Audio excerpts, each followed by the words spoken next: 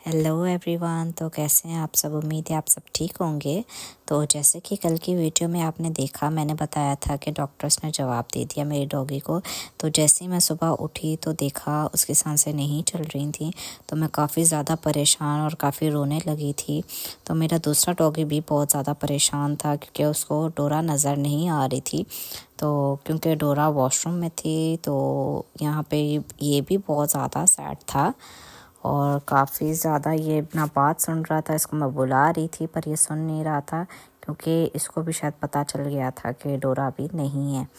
तो मेरा भाई जैसे ही ऑफिस से आया उसने कपड़ा लिया, ग्लव्स पहने और फिर डोरा तो वॉशरूम में थी क्योंकि रात को उसको हम लोगों ने डाल दिया था, सीट पर बैठाया था, पर उसको शायद गर्मी लग रही थी, वॉशरूम में वो चले गई। वॉशरूम में ही उसके जो सांसें आखिरी हैं वहाँ ही ली। तो ये वॉशरूम से मेरे भाई ने उसको निकाल दिया था और उसके अंदर डाल दिया था कपड़े के अंदर।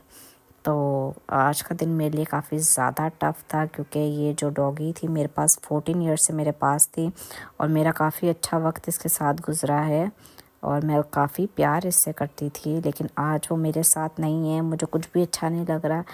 तो यहाँ पे मेरे भाई ने 2 बच्चों को बुलाया और बोला चलो मेरे साथ।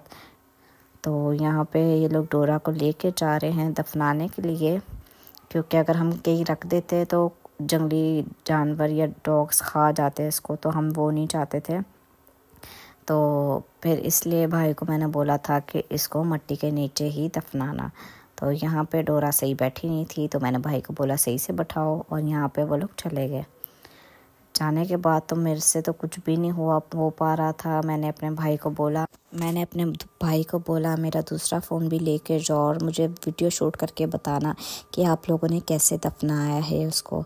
तो यहाँ पे मेरा भाई उस बच्चे को बता रहा था कि मेरी छोटी बहन बहुत ज़्यादा आज रोई है डोरा की वजह से। तो वो बच्चा बोल रहा था कि खैर है, आप लोग कोई और डॉगी ले लेना। पर मेरे भाई ने बोला नहीं, क्योंकि जब आपके पास कोई जानवर घर पर आता है तो उसकी बहुत ज़्यादा टेक केयर करनी पड़ती है।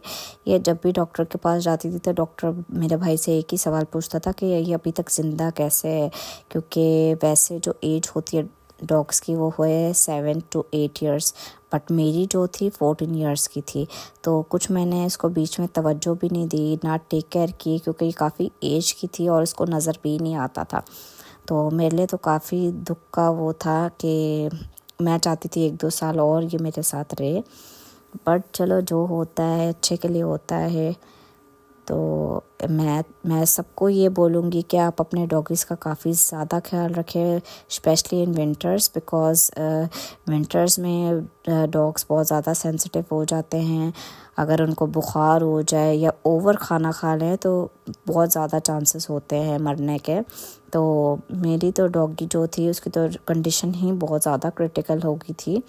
तो यहाँ मेरे भाई ने उसको डाल दिया था, तो मिट्टी के नीचे ही हम लोगों ने दफनाना था, क्योंकि ये ही एक प्रॉपर वे है।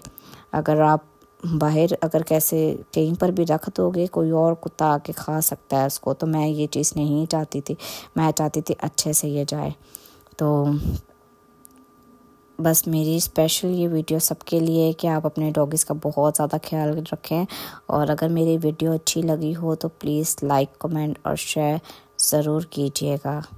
अब मेरा डॉगी तो मेरे साथ नहीं है, पर जिनके पास है अपने डॉगीज़ की बहुत ज़्यादा केयर करें।